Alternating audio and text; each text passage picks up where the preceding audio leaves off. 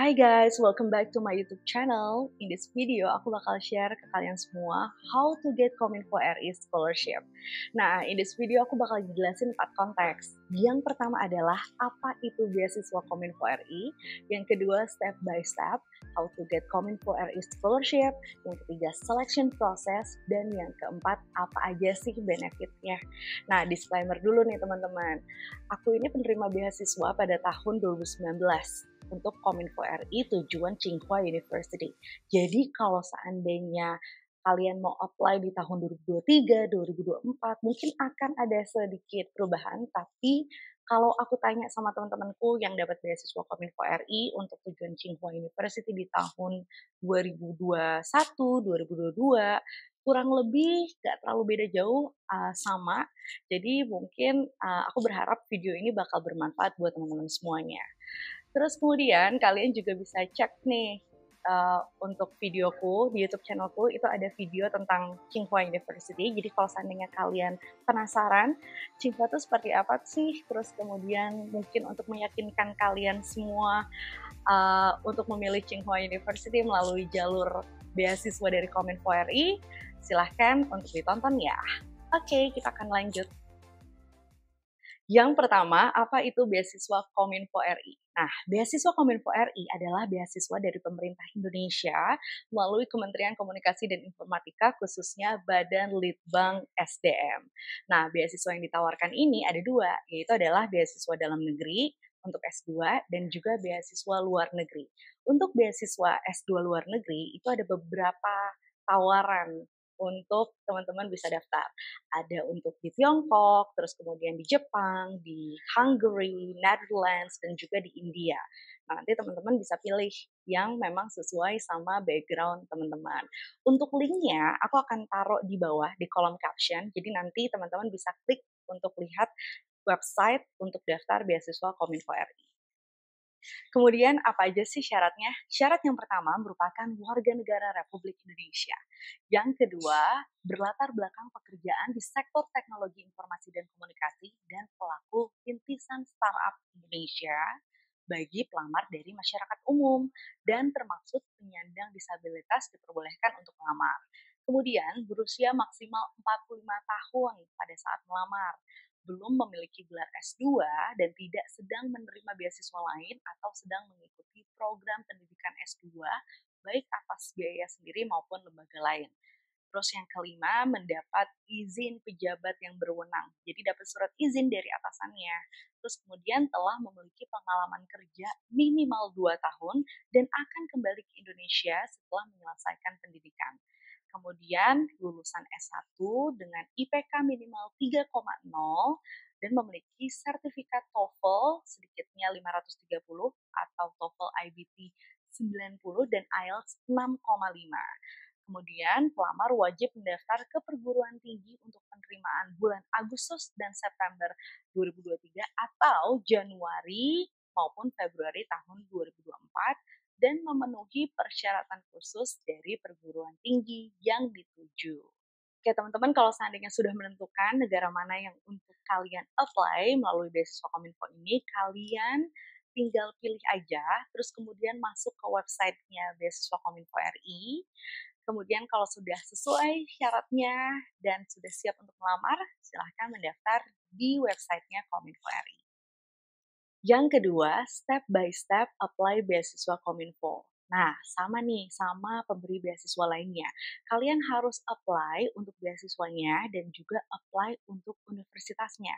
Untuk apply beasiswa Kominfo, kalian harus masuk ke websitenya beasiswa Kominfo, terus kemudian klik daftar di pojok kanan atas, kemudian klik beasiswa luar negeri Kominfo. Nah, kalian harus registrasi nih untuk masukin data diri kalian di websitenya beasiswa Kominfo RI. Untuk tahun 2023, beasiswa ini dibuka pada 22 Februari 2023 dan ditutup pada 25 Maret 2023. Jadi udah selesai ya rekan-rekan.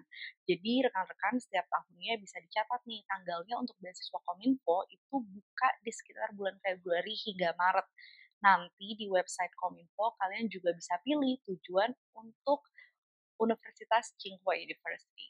Nah, kalau seandainya kalian sudah mendaftar beasiswanya melalui website Kominfo RI, sekarang waktunya untuk kalian apply universitasnya. Nah, untuk linknya aku akan taruh di caption di bawah ini. Kalian tinggal copy and paste aja, terus kemudian daftar melalui link tersebut. Nah, banyak yang tanya juga nih, kalau seandainya di departemen lain bisa nggak sih, Det? Gitu. Nah, jadi Kominfo ini sudah bekerja sama Tsinghua University khusus untuk di Departemen School of Public Policy and Management. Jadi sesuai sama visi misinya Kominfo RI. Nah, kemudian kalian juga tinggal submit aja di website Tsinghua University, kemudian siapin juga nih dokumen kalian seperti foto, pasport, terus kemudian personal statement, IELTS, degree certificate yang udah dilegalisir juga, yang asli dan dilegalisir, dan juga dokumen penunjang lainnya. Kalau seandainya kalian udah submit di situ, kalian perlu membayar application fee sekitar 800 RMB atau setara dengan 1,6 jutaan rupiah gitu, teman-teman. Aku mau bagi-bagi tips nih buat kalian, gimana sih caranya supaya kalian lolos beasiswanya Kominfo. Yang pertama adalah pastikan kalau aplikasi kamu itu lengkap. Nah, bayangin nih kalau seandainya aplikasi kalian nggak lengkap, administrasi kalian aja untuk seleksi administrasi aja kalian nggak lengkap gitu misalnya, itu ada peluang untuk nggak lolos. Jadi pastiin kalau aplikasi kalian lengkap. Jadi tinggal meningkatkan kualitas dari aplikasi kalian gitu. Karena pasti saingannya banyak, yang daftar banyak gitu kan. Jadi pastiin kalau aplikasi dokumen kalian lengkap dan outstanding gitu. Jadi pastiin juga kalau kualitas kalian adalah kualitas yang mereka cari gitu. Terus yang kedua adalah pastikan kalau background pekerjaan kalian, baik itu educational background, professional background, itu sesuai sama visi misinya Kominfo. Jadi kayak misalnya waktu aku daftar di tahun 2019 dulu, backgroundku adalah wartawan, jadi udah sesuai ya, bidangnya bidang komunikasi. Terus aku punya pengalaman kerja sekitar 4 tahun sebagai wartawan Metro TV pada saat itu. Nah, memenuhi syarat kan karena minimal adalah 2 tahun. Nah, kemudian bagaimana kita menulis study plan, personal statement, kontribusi kita kepada Indonesia. Nah, itu harus linear antara visi misinya Kominfo maupun professional background kita. Yang ketiga, selection process. Nah, banyak banget nih teman-temanku yang nanya juga, Dit, gimana sih tesnya untuk beasiswa Kominfo? Gimana sih selection prosesnya? Nah, yang pertama adalah seleksi administrasi atau seleksi berkas. Jadi teman-teman pastiin banget dokumen kalian tuh lengkap. Jadi kalau seandainya dokumen kalian gak lengkap, saingannya banyak, aduh, gimana mau lolos gitu. Jadi harus disiapin dokumen kalian dengan sangat hati-hati, teliti, dan pokoknya dijaga kualitasnya gitu. Nah, terus kemudian yang kedua itu psikotes. Nah, psikotes mostly agak mirip-mirip sama tes psikotes pada umumnya. Jadi kalian mungkin udah mulai belajar tes psikotes seperti apa. Jadi kalian udah mulai terlatih pada saat untuk tes psikotes beasiswa Kominfo nantinya. Yang ketiga adalah seleksi wawancara. Jadi ada interview session di sini. Nah, kalian juga akan diwawancara sama pejabat Kominfo dan juga expertnya Kominfo. Jadi memang khusus expert di bidang komunikasi dan informatika. Apa aja sih yang ditanya? Nah, nanti tuh kalian akan ditanya mengenai study plan kalian, rencana studi kalian kalau diterima nantinya bakal seperti apa, terus research proposal kalian seperti apa, kontribusi kalian untuk negara ini apa. Nah, kalian akan dicek nih, kira-kira CV kalian sesuai nggak sih? Jadi akan ada background check kurang lebih seperti itu. Jadi kalian harus siapin untuk interview session. Nah, selanjutnya adalah melamar di universitasnya. Tadi kan kalian udah melamar nih di Tsinghua University. Nah, tinggal tunggu aja untuk panggilan interview. Jadi kalau seandainya kalian udah submit dokumen kalian, kalian udah bayar application fee 800 RMB, kalian tinggal tunggu aja untuk sesi wawancaranya. Jadi kalau seandainya dari Kominfo-nya udah diterima, dari Tsinghua University China-nya juga udah diterima, nah kalian akan diundang oleh Kominfo untuk mendapatkan pengarahan. Jadi ada semacam pre-departure yang nantinya untuk mempersiapkan kalian untuk terbang ke China pada Agustus atau September mendatang. Gitu, teman-teman. Nah, kita masuk ke topik yang keempat, yaitu adalah benefit. Nah, pasti teman-teman pada penasaran kan, apa aja sih benefitnya untuk beasiswa Kominfo RI tujuan Tsinghua University? Nah, jadi benefit yang pertama adalah tuition fee. Jadi teman-teman nggak usah pusing lagi untuk pembayaran biaya kuliah seperti apa nantinya, karena biaya kuliahnya akan langsung ditransfer oleh Kominfo RI ke Tsinghua University.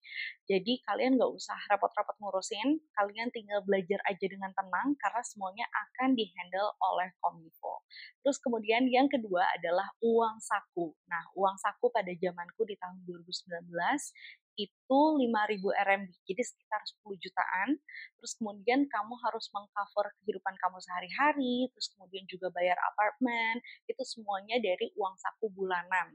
Nah, kemudian ditransfernya itu nanti sekitar per 6 bulan sekali atau per 3 bulan sekali gitu, karena untuk rent di sana kan harus deposit, jadi kalian harus pintar-pintar mengelola keuangan kalian gitu. Nah, terus kemudian aku tanya nih sama Tata, dia dapat Kominfo, juniorku ini dapat Kominfo, terus kemudian beasiswa di Tsinghua University. Nah, untuk biayanya dia dapat uang saku naik di 5.700 karena mungkin Beijing mengalami kenaikan harga di sana gitu.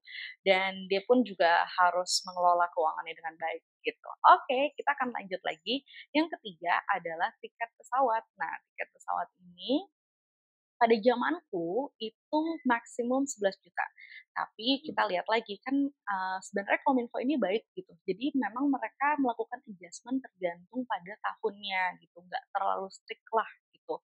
Karena pada tahunnya Tata nih di 2022 itu kan pada saat itu Cina masih close border ya, dan kita pun dibantu sama KBRI Beijing. Terima kasih sekali Pak Dubes, Pak Yaya udah bantu kita semua untuk teman-teman melakukan bisa datang ke China dengan repatriasi program. Jadi kita dari Jakarta itu berangkat bareng-bareng charter satu pesawat untuk kembali ke China melanjutkan pendidikan kami gitu. Terus kemudian yang keempat adalah bantuan buku. Bantuan buku ini 5.000 RMB sekali.